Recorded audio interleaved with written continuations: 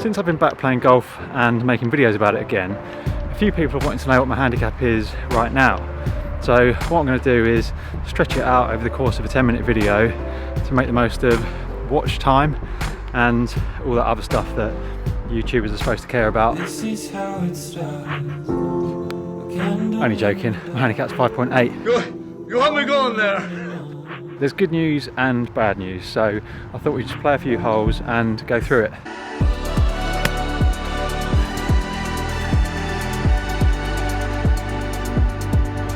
One piece of good news is I've just hit my approach to about 3 feet.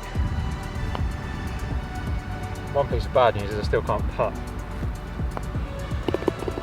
We'll start with the bad news because I think there's probably more of that. First bit of bad news is that right now I'm probably worse than a 5.8. I've played 6 full rounds since I've been back and the best I've shot is 9 over. I've had a few rounds between 10 and 12 over and then 2 rounds where I've shot like a million, including brilliantly the first course vlog that I did since coming back. Cheap, isn't it? Like, why would I aim into trees?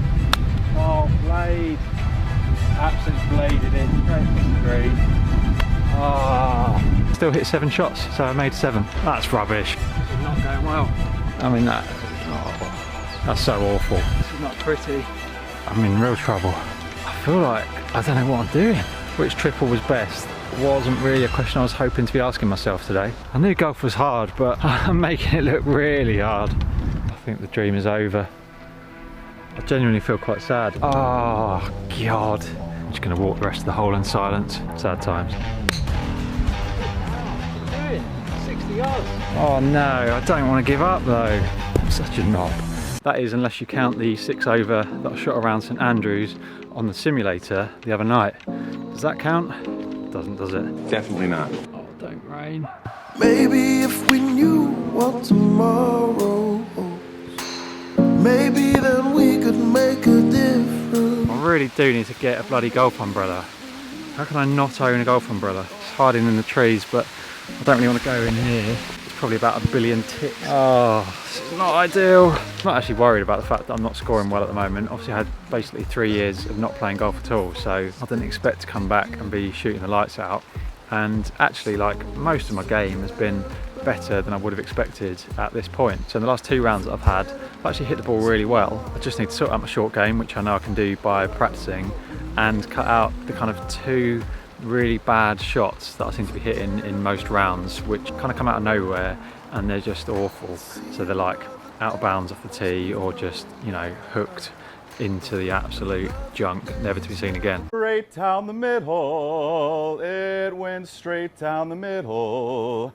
Then it started to hook just a wee bit, and that's when the caddy lost sight of it. The little white pellet has never been seen to this day. Just need to stop doing that. This was going to be like a lovely course vlog, but instead I'm just stood soaking wet under some trees which aren't even keeping me dry. How do I get out of here? Left my golf bag in there. Oh. How did I get it in there? Quick check for ticks. I'm absolutely soaked to the skin now. Not ideal, is it? Right, where were we? The next piece of bad news is that even before I stopped playing, my handicap was going up. So pretty much from when I got down to 4.1, my handicap had been kind of slowly, sometimes not slowly, heading up. I think the fact that I was getting worse, coupled with the kind of pressure and expectation that I was putting on myself, probably all contributed to me deciding to stop playing golf. Whilst I'm aware of all that now and I don't plan to make those same mistakes in the future, the fact is I'd gone from 4.1 to 5.8 despite the fact I was trying to get better.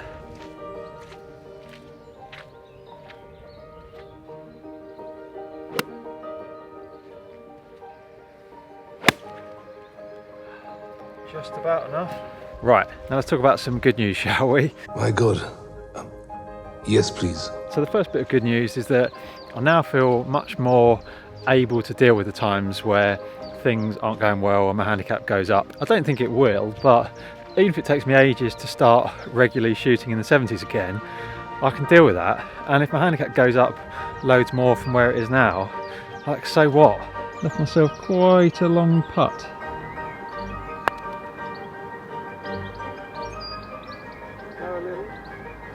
Oh, right on line. 11 par so far, so hopefully tap this one in. Should be 1 under really after I missed that tiddler on the last.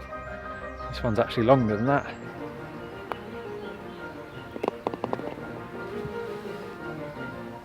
By the way, excuse the untouched shirt, I'm just absolutely soaked. There's nobody else around, so I'm just going to let it dry off a second. The next bit of good news is that if the handicap system that we have now was around when I was playing well, I'd have been off 0.8. So the lowest I got to was 4.1, but yeah, obviously it took a lot longer with the old handicap system to come down when you were playing well. We've now got a handicap system which reflects how you're playing much quicker than the old one.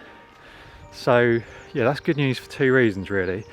One is that the fact I'd have been off 0.8, whilst it doesn't like mean anything, obviously saying, well, I would have been off 0.8 if that handicap system had been around, is a bit like saying, you know, England would have won the 2010 World Cup if goal line technology had been around.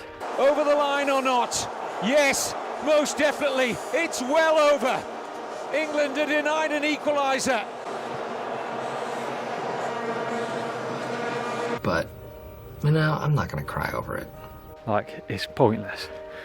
But it does give me some extra confidence, because even if I just got back to that level, I'd be at 0.8, and I feel confident that I can get back to that level and actually better than that. So it kind of gives me a bit of extra belief that scratch is possible. Scratch is not really possible with drives like that. Oh my god. Great. That was a good tee shot. I could hit it, but I really fancy it. Pop it out here. Oh, slip. Some people might think it's embarrassing to be talking about getting down to 0.8 or lower and then immediately topping your drive in some bushes at the end of the tee box. And those people would be right. In theory, with this new system, I've only got to shoot kind of level par 8 times out of 20 rounds, I think, to get to scratch. I know it is a bit more nuanced than that because there's stuff like course ratings and slope ratings and other ratings, things that I don't understand, but that's kind of the basic premise. Whereas, yeah, before, shooting a lot below my handicap only got me down to 4.1. Yeah, the other bit of good news around handicaps is that you can now put in a card basically whenever you play.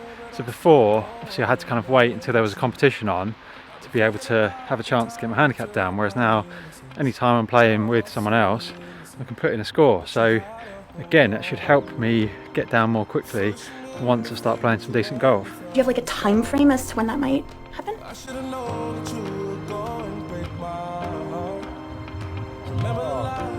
So yeah, I'm not saying that getting scratch is going to be easy or it's going to happen quickly, but I do think it's possible, and right now that is the main thing.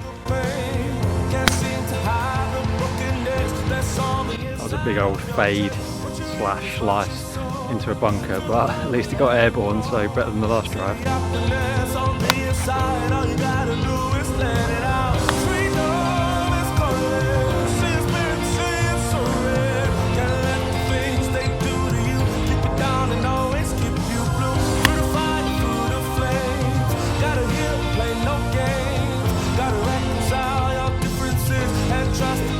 Maybe I just need to play a fade.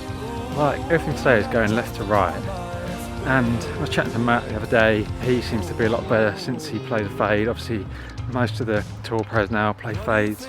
Like, I've always liked seeing a draw, but when you hit a bad shot of a draw, it does tend to be like dead. You know, you hit a big hook, it just goes forever into the where you don't want it to go. If you hit a bad shot with a fade, you can just get that weak kind of one that drifts off, comes up short right. Anyway, that was lovely.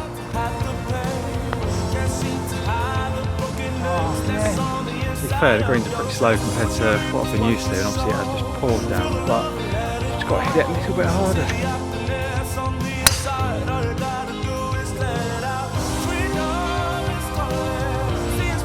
Don't know where that big fade is coming from. My go-to shot is normally a block or a hook. There's like one tree on this golf hole. There it is. Hello.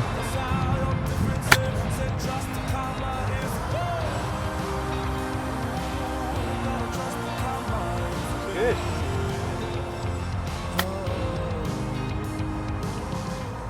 Clumsy.